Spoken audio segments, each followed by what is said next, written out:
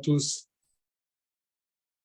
Hanouka Sameach, commençons d'abord avec Perek Tehillim pour tout Am Israël et pour tous ces convisions et refoua, incluant Henya Basbrach de Verelea, la shlucha qu'on attend qu'elle se réveille, qu'elle retourne chez ses enfants et dans sa shlucha. Amen, amen, réponds-le. Tu reçois les gens, hein? Tu reçois les gens. Ok. עליתי לעמוד רגליך עליהם שומרך הנה לא ינבלי שום מישראל אדוני שומרך אדוני צילך יד ימינך ימם השם לא יכך ויורח בלילה אדוני ישמרך בכל רוע ישמר את נפשך אדוני ישמר את ישראל ביחד מעתו ועד עולם.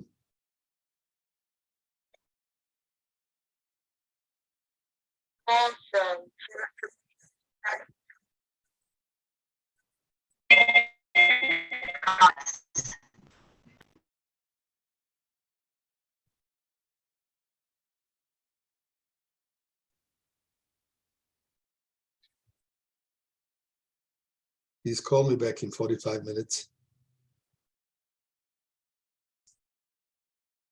Désolé.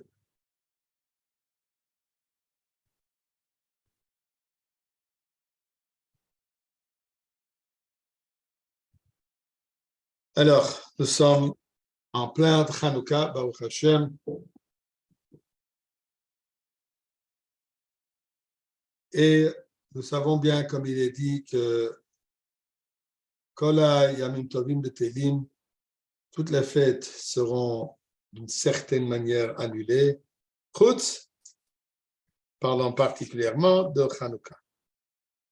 Que même après la venue de Mashiach, même après la Géoula, qu'on sera déjà dans le Beth Amikdash, qu'on aurait pensé qu'on n'a pas besoin d'allumer la Hanoukia. Pourquoi? Puisque la Hanoukia, elle est pour commémorer ce qui est arrivé durant la destruction du Beth Amikdash. Et là, nous avons trouvé, les Hashmonaïm, ils ont trouvé un peu de l'huile qui suffisait pendant 8 jours. Malgré ça, on nous enseigne que quoi? Que on va quand même continuer à fêter Hanouka. Et la raison n'est pas puisqu'on ne peut pas se passer sans baigner, mais puisqu'il y a quelque chose de particulier dans les Nérod de Hanouka qui vont briller même durant cette lumière intense, le temps de la Goula. Puisque, juste, je ne vais pas rentrer dans les détails de ce sujet, c'est un sujet pour soi-même, et juste puisque je l'ai mentionné, quand on dit que tous les Yom Tovim vont être battel, ça ne veut pas dire qu'on ne va plus faire Pessah, ça ne veut pas dire qu'on ne fera plus Sukkot et ainsi de suite, et Rosh Hashanah et toutes les autres fêtes qui sont là, mais c'est ce que, comme le Rebbe explique, ça veut dire qu'à ce moment, la lumière intense de la Géoula qui va briller, qui va rayonner, elle sera tellement puissante que cette lumière de la fête particulière sera presque inaperçue, va passer presque, on ne va même pas la remarquer. On va le faire, mais la lumière de la Géoula sera bien plus puissante, donc pour ça, ça veut dire Batel. Qu'est-ce que ça veut dire Batel? Pas que c'est annulé, mais Batel, elle est soumise, on ne la reconnaît pas. Tandis que la lumière de Hanouka, cette lumière, elle est tellement puissante qu'on va la voir, on va la... Elle rayonnera même durant la Géoula. Alors, ce que je veux faire aujourd'hui, quelque chose d'un peu léger, si vous me permettez, je vais trouver des points, des idées, des mots, des gematria, des rachis tevot, où nous voyons un lien direct entre Hanouka et Mashiach et la Géoula. Alors, vous avez devant vous le texte ici. Si vous pouvez voir. Est-ce qu'on peut voir? Si quelqu'un peut me répondre. Est-ce que vous voyez l'écran? Oui, c'est impeccable, impeccable. Okay, bon. Impeccable. Ouais. Très bien. Maintenant, je le sais puisque tu me l'as dit. Merci. OK. Alors, d'abord, nous savons, la fête de Hanouka, elle a 8 jours. Il y a beaucoup de questions là-dessus. D'ailleurs, qu'en réalité, le miracle de l'huile n'était pas 8 jours. Le miracle, en réalité, n'était que 7 jours. Pourquoi? Puisque pour la première journée, il y avait de l'huile. Alors, les Mefarshim, il y a toutes sortes d'explications qui disent qu'en réalité, que quand ils ont vu qu'il y a tellement peu d'huile, alors ils ont pris juste 1/8 de cette cruche d'huile et à tous les jours 1/8 de cette cruche d'huile que normalement on n'aurait pas brûlé que quelques moments, on n'aurait pas brûlé une journée entière. Donc, ça c'est considéré 8 jours. Encore juste pour revenir, juste pour préciser, pourquoi est-ce que c'était nécessaire 8 jours? Pourquoi? Puisque ça prend 7 jours pour purifier et pour préparer de l'huile pure. Alors, mais en réalité, comme je disais que malgré le fait que le miracle, si on n'accepte pas cette opinion que l'huile, un tout petit peu d'huile à brûler une journée entière et tous les jours encore un peu d'huile, mais à tous les jours ça s'est rempli. Donc, en réalité, le miracle n'était que 7 jours. Pourtant, on considère toujours 8 jours. Et la raison, pourquoi? Puisque le chiffre 8 représente les chiffres éternels. Nous savons quand même dans la science, quand on parle de l'infini, c'est un 8 qui est allongé. Comme il est marqué, David Amelech, l'arbre de David Amelech avait 7 fils, l'arbre de Mashiach, elle aura 8 fils. Le chiffre 8, puisque le chiffre 8, c'est le chiffre d'au-delà de la nature, au-delà du Gvul, comme le Rajba rapporte, que le monde a été créé, le monde a été créé sur une base, un cycle de 7 jours de création, et ensuite, le 8e, on quitte le cycle de la création et on arrive au-delà de la création, donc à l'infini. Donc, le chiffre 8 représente l'infini, le temps de l'infini. Le temps de quoi? Le temps de Mashiach. Alors, Hanouka 8 et Mashiach représenté par le chiffre, toujours le chiffre 8. Regardons le mot Mashiach. Même Shin Yutret, ceci correspond au Rachet Tevot, Madlikim, le même pour Madlikim, le Shin pour Shmone, le Yud pour Yemé, Chet Chanukah, Madlikim, Shmone, Yemé Chanukah. Dans le mot Mashiach, nous retrouvons qu'on allume 8 bougies, les 8 bougies de Chanukah. Donc, encore, le mot Mashiach lui-même, dans le Rachet Tevot, nous souligne l'allumage de 8 bougies.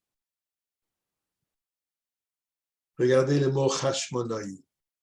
Ches, Shin, Mem, Vav, Nun, Aleph, Yud, de Chashmonaïm. Quand on joue un peu, je ne sais pas si ça existe en français, mais en anglais, il y a un jeu très connu, ça s'appelle Scrabble. Ça comprend des lettres, il faut les former, les rechanger en mots. Et celui qui est capable de former le maximum de mots avec les quelques lettres, c'est le grand gagnant. La Havdil Ben Elef Abdallah, dans la Torah, on fait ça aussi. On peut changer les lettres, on peut jouer un peu avec, on peut changer l'ordre des lettres. Et quand on prend les Shin, on commence le même, les Shin, les Yud et le Ches de Chashmenoï, ça nous donne Mashiach. On va partir en anglais, comme le Rebbe l'a tellement souvent souligné en chantant We want Mashiach now. We want Mashiach now. Donc, c'est un chant que le Rebbe a accepté et le Rebbe l'a chanté tellement de fois. Donc, now qui veut dire maintenant. Quand on écrit now en hébreu, c'est Nun Aleph Vav. Donc, Nun Aleph Vav. Mashiach now. Alors vous allez dire, bon, mais ça c'est un peu poussé, c'est l'hébreu avec l'anglais dans les mots, dans les lettres hébreux. Bien, mais en réalité, c'est ça Mashiach. Mashiach, il est là pour transformer, pour élever, pour illuminer, comme les bougies de Hanouka, pour transformer toutes les langues. Parce qu'on dit que tout le monde va parler la même langue. Qu'est-ce que ça veut dire que tout le monde va parler la même langue? Tous les 7 milliards d'êtres humains vont apprendre l'hébreu? Pas nécessairement. mais c'est ce que ça représente que dans leur langue qu'ils vont parler. La langue qu'on entendra là-dedans, les pensées qui seront à travers cette langue, sera l'hébreu, sera la Shon HaKodesh. Qu'est-ce que ça veut dire? Sera la langue de Dieu, sera la langue de Torah, sera la langue de la vérité, la Torah de Torah et Mitzvot. Donc, quand on dit que le monde entier va parler une langue, là, en vérité, dans toutes les langues, on entendra la vérité de Mashiach. Alors, quand on dit now, Mashiach now, le now, c'est le sens du présent, le maintenant, mais dans la langue de Torah, dans la langue de vérité. Alors, pour ça, on retrouve dans Hashmonaï, on retrouve Mashiach now. Le dreidel, en français, la toupie de Hanouka. Qu'est-ce qui a marqué là-dessus? Nes, Gadol, Haya, Sham.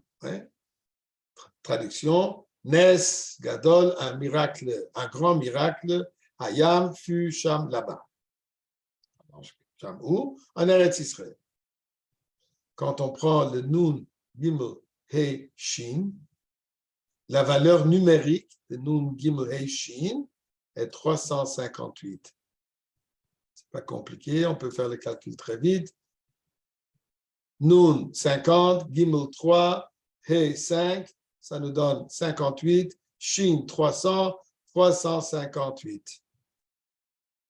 Mashiach, je m'excuse, Mashiach, même 40, Shin 300, Yud 10, 350, Chet 8, 358. Donc, dans la toupie elle-même, il tourne, à ne pas finir. Et qu'est-ce que ça nous donne? Ça nous donne Mashiach. À comprendre aussi que là où on tourne, là où on va, dans n'importe quel sens nous sommes, dans n'importe quel sens que nous allons, il faut toujours retrouver le point central qui est Mashiach. Alors là, vous allez poser la question, dans la toupie de ici, nous avons Neon Gimel Heishim. Mais dans la toupie d'Eretz Israël, qu'est-ce que vous avez? Nes Gadol Hayapoy. Nes Gadol Hayapoy, ici. Le pays, alors on n'a plus le Mashiach, on n'a plus le 358. Qu'est-ce qu'on fait? Alors regardez quelque chose de remarquable.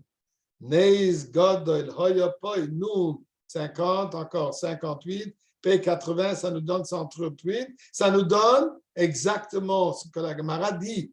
Quand la Gemara discute les différents noms de Mashiach, Yinon Shemoy, Tiske Shemoy, etc., là, la Gemara dit Menachem Shemoy. Et ça, c'est l'opinion générale. Ça, c'était les Talmidim. Les Talmidim de chaque Rav a dit que le nom de son Rav, c'est lui qui est Mashiach. Mais la Gemara dit qu'en général, qui dit en général, c'est la Gemara Sanhedrin, qu'est-ce qu'il dit là-bas? Menachem Shemoy. L'opinion générale acceptée, c'est Menachem Shemoy. On prend le nom Menachem, nous avons 40, 50, faites le calcul avec moi s'il vous plaît, 90, 8, 98, je m'excuse, 88, 98 et 40, 138. Exactement, Nun, Gimel, Hey, Pei. Dans Nun Gimel He Shin, nous voyons Mashiach.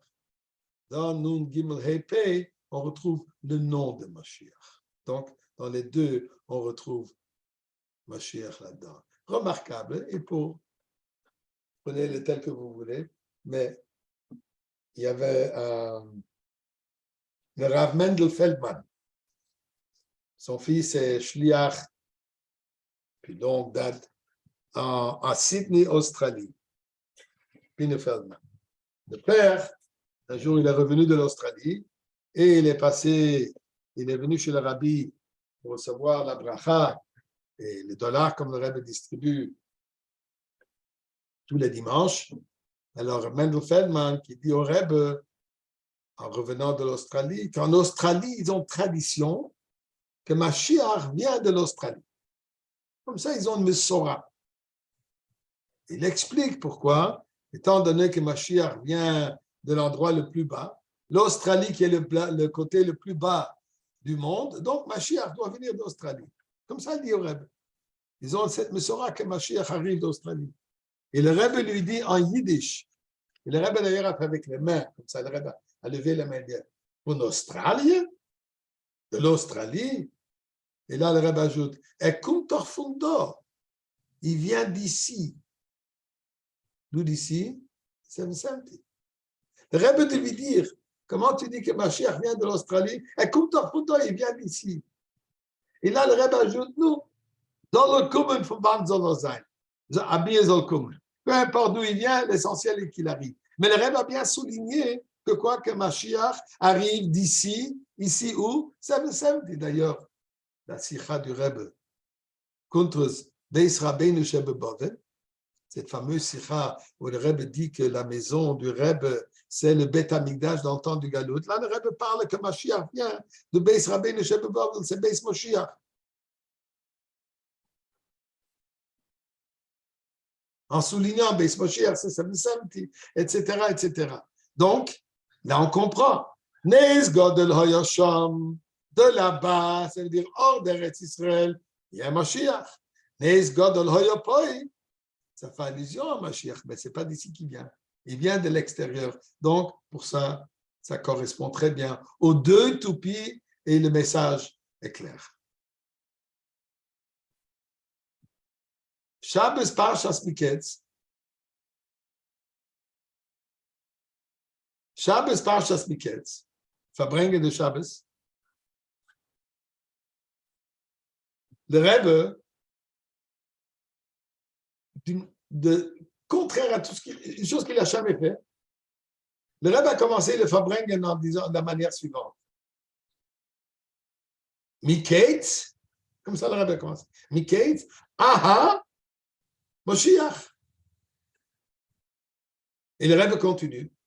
Aïe de votre Miketz, malgré le fait que le mot Miketz ne fait pas allusion au pshat simple, ne parle pas de Mashiach, il parle du fait que Yosef est finalement, après 2 ans, qu'il a purgé encore 2 ans de peine en prison, ajouté à ces 10 ans qu'il avait avant, et finalement maintenant l'histoire de Pharaon, et qu'il a son rêve et que finalement Yosef il est libéré de son emprisonnement, dit le Rebbe, mais étant donné qu'on est tellement impliqué dans la réalité de Mashiach, dans la réalité de la Géoula, alors à chaque fois qu'on trouve un mot qui fait allusion à la Géoula, on entend Géoula. Donc pour ça, il dit, aha, Miketz, Mashiach. Donc, Parashat Miketz, qui veut dire Géoula.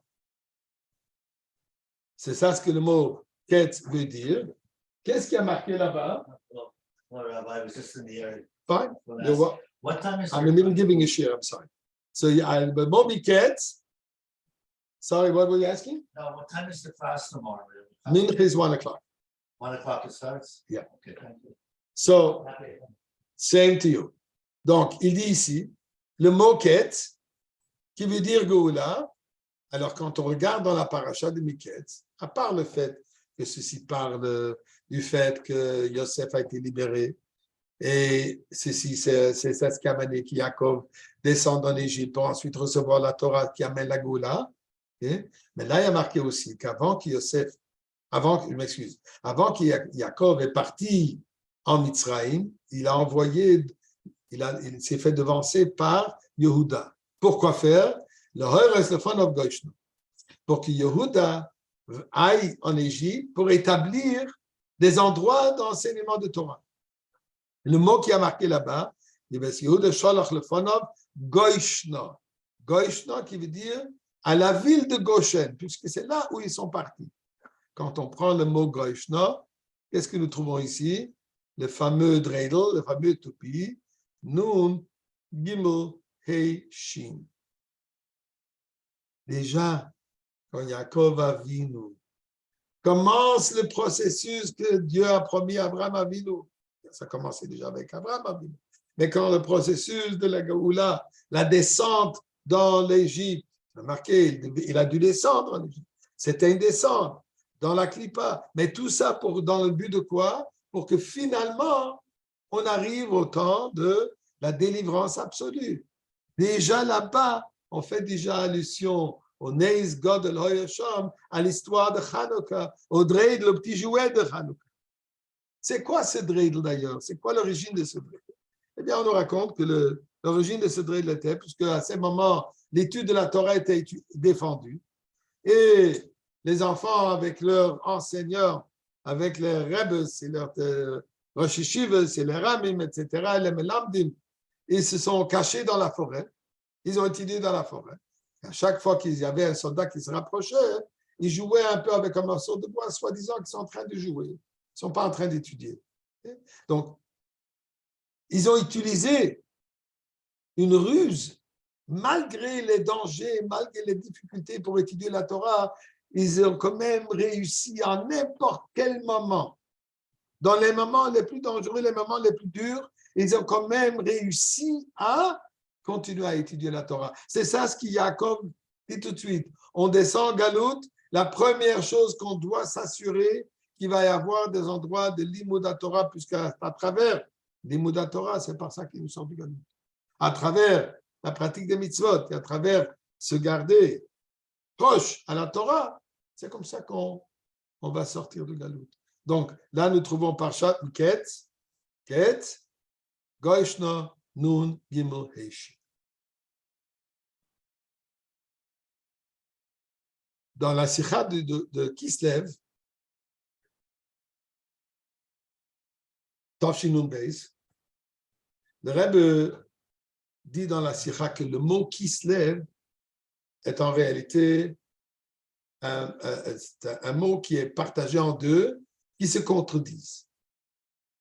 Kislev, qui s'écrit Haf, Samach, Lamed, Vav, on va partager le mot, on va prendre Haf, Samach, Kes, Kisui, voilé, un couvercle. Kisui représente le chassot, de couvrir. Ça représente donc Helem, voilé, caché. Des choses qui sont cachées. Quand on dit l'œil, à lui, on dit lui, ça représente quelqu'un qui est dévoilé. On ne peut pas dire lui s'il est caché. Le terme faire allusion à quelqu'un d'une manière directe en disant c'est lui, ça représente Gilou. Donc, dit le Rebbe dans la Sikha, que Kislev représente le galot et hahelem, de dévoiler ce qui est caché. D'ailleurs, quand on y va un peu vite, on va voir un peu les dates importantes pour la Chassidim et pour le monde entier de qu'est-ce qui est arrivé au mois de Kislev. Il y a plein de dates. Et on en a déjà parlé, je crois, la fois dernière, c'est le 3e mois, je me souviens plus, on en a parlé, où j'ai donné ce cours ailleurs. Premièrement, Rosh Chodesh Kislev. Rosh Chodesh Kislev, le jour où le Rebbe a pu finalement quitter la chambre qui était la chambre du bureau, mais qui est devenue sa chambre d'hôpital. Après que le Rebbe a eu la crise cardiaque, c'était Rosh Chodesh Kislev, Torchil la maîtresse, 1978, où le Rebbe, la première fois, il est sorti de sa chambre. Donc, dévoilé d'un moment où il était voilé. Le Rebbe était enfermé, caché, il n'est pas sorti pour voir les Chassidim, il n'y avait pas de Fabrengen, c'était pas Roukamp, donc c'était un dévoilement d'une manière du Rebbe. Tête et Yud Kislev, le Mittel Rebbe, sorti de prison. Giloui Hahelem, dévoilé, il était voilé. Yud Gimel Kislev, le 13e jour du mois de Kislev, était le jour où quand le Rebbe a eu le litige pour les Sfarim, c'était le jour où le juge a jugé que le Rebbe n'est pas obligé de venir témoigner en cour. Là, qu'est-ce qu'il a dit? Un Melech, le roi, ne vient pas en cour. Dévoiler que même le Goy, le monde non-juif, a reconnu que le Rebbe, c'est un Melech, ce n'est pas juste n'importe quel rabbin, c'est un Melech. Il a chose qui n'existe pas dans la jurisprudence américaine. Lui, il a accepté, il a compris. Dévoiler ce que nous, on savait toujours que le Rebbe, il est Melech, Melech HaMashiach. Mais même dans le monde, ça s'est dévoilé. Yudalet Kislev, le jour du mariage. Le Rebbe nous dit que le jour de mariage, c'est le jour où il s'est connecté à nous et nous sommes connectés à lui. Qu'est-ce que ça veut dire? C'est le jour qui a été dévoilé que finalement le Rebbe va être le Rebbe. Yutet Kislev. Hagagoula du Alter Rebbe, délivrance, le dévoilement de Torah Chassidut. Après Yutet Kislev, le dévoilement de Torah Chassidut, elle était à des niveaux supérieurs en profondeur et en grandeur, en quantité, en qualité, bien qu'avant, avant l'emprisonnement. D'ailleurs, comme il y a le terme qu'on utilise, avant Peterbourg et après Peterbourg. La Chassidut qui était avant Peterbourg, elle est très minime, même parfois difficile à comprendre. Après Peterbourg, c'était beaucoup plus dévoilé, beaucoup plus développé. Finalement, Hanouka. On a dévoilé, on a réinauguré ce qui était caché, le Beth Amikdash, que malheureusement était caché comme Beth Amikdash. Hanouka, on l'a réinauguré et c'est devenu redévoilé comme le Beth Amikdash. Donc, le mois de Kislev représente Iloui Ha'elem, le dévoilement de ce qui est voilé. Regardons l'œil, le mot l'œil qui représente les Giloui. Les Giloui, Lamed Vav, c'est 36, exactement 36 flammes, bougies de Hanouka qu'on allume sans le shamash. Le shamash est séparé. Les bougies elles-mêmes, il y a 36. Et c'est ça la mitzvah. Le shamash est là pour servir pour la mitzvah. Mais la mitzvah elle-même, on ne fait pas la bracha quand on allume le shamash. On fait la bracha après avoir allumé le shamash. Mais non, on va faire la bracha. Pourquoi? Parce que la mitzvah, elle est ces 36, qu'elle est giloui. C'est ce qui dévoile tout ce qui est caché. Nous savons dans la Torah, que toutes les mitzvot, Shazman Grama, qui dépend de temps, qui est limité à un certain temps, à un certain moment. Par exemple, Lulav et Etrog. Les femmes ne sont pas obligées. Elles peuvent le faire, elles ont la coutume de le faire, mais elles ne sont pas obligées. La femme ne va pas porter les téphilines.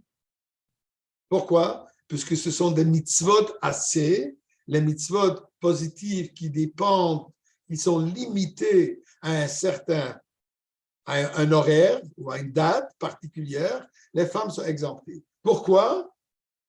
Puisque les responsabilités que la femme, elle a, donc l'éducation des enfants, la Keret Habayit, est supérieure aux mitzvot que l'homme doit faire.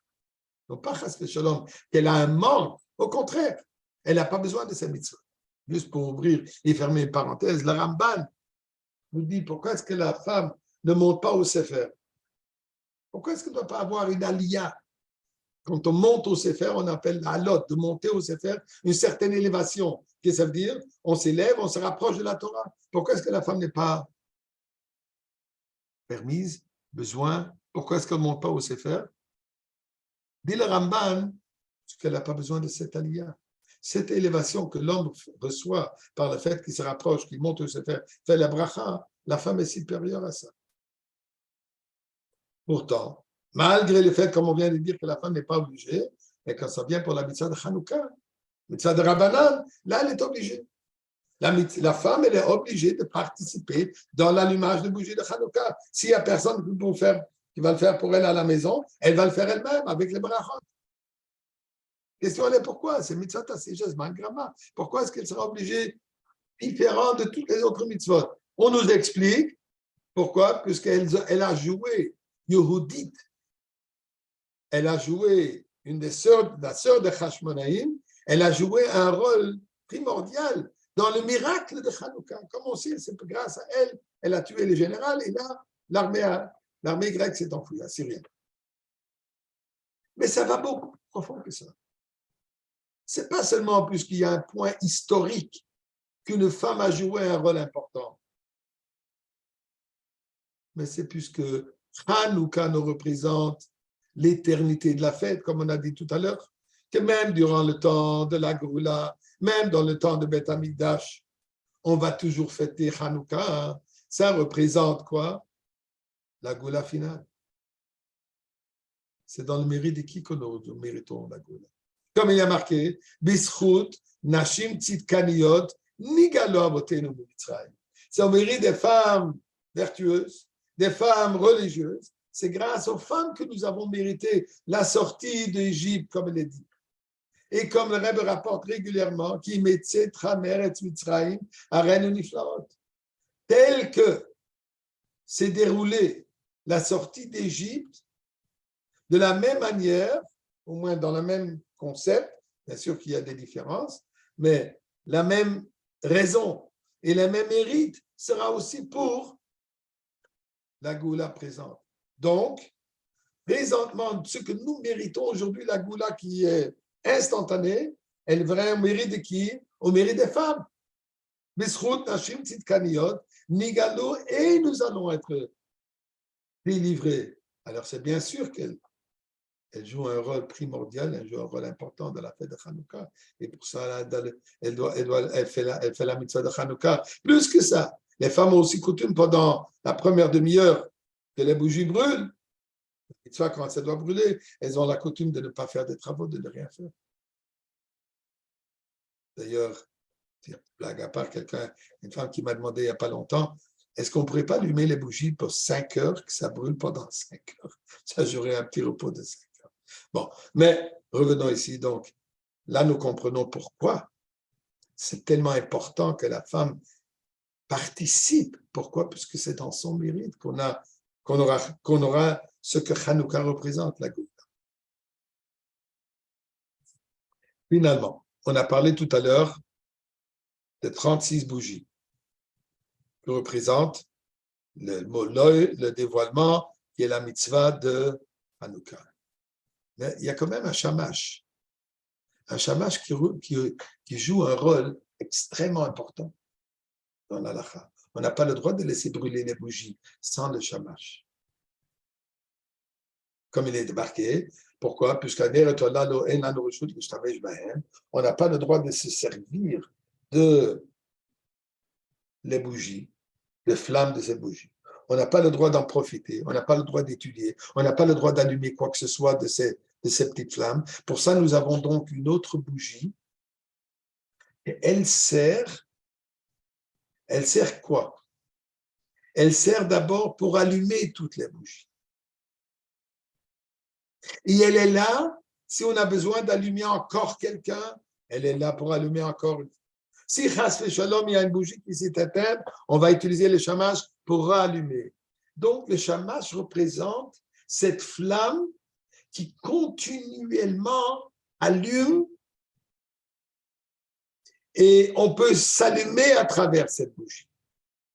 C'est cette bougie qui illumine, qui réchauffe, qui fait briller toutes les autres bougies qui ont besoin qu'on les allume.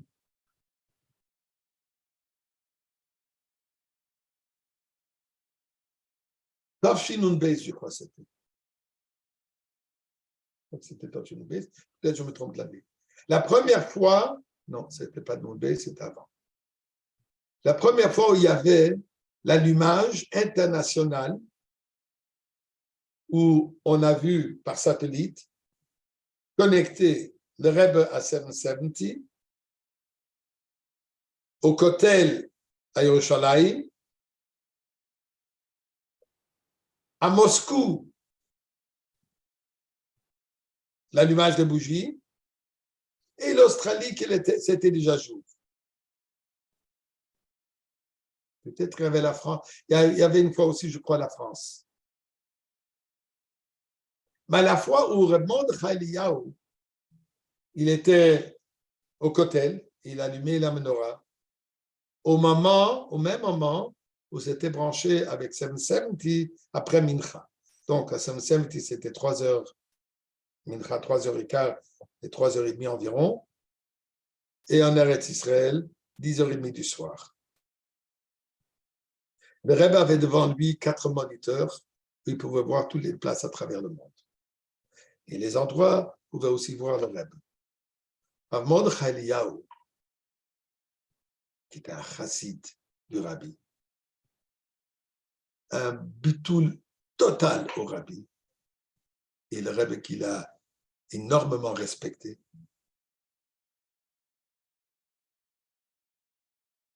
avant, je crois que c'était avant qu'il a allumé la bougie.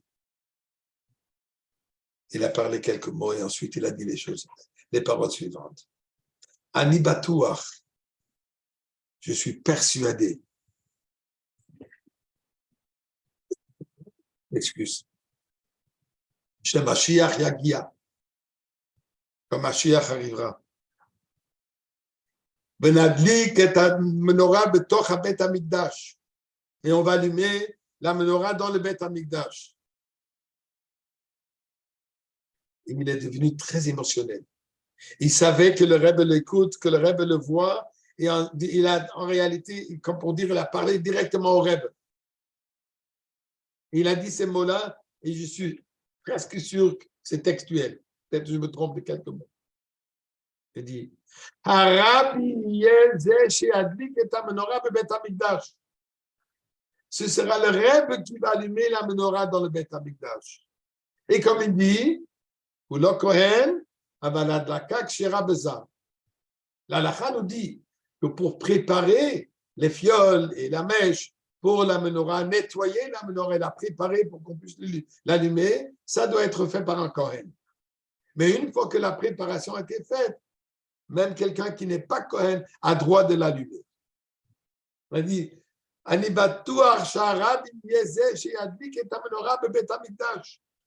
sera le Rebbe qui va allumer les bougies dans le Bet Hamikdash. Pourquoi? Qui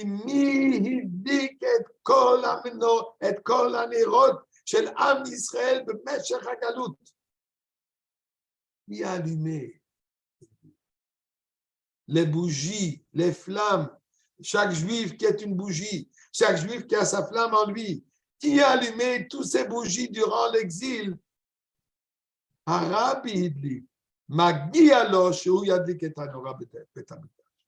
Donc il mérite, ça lui revient que ce soit lui qui va allumer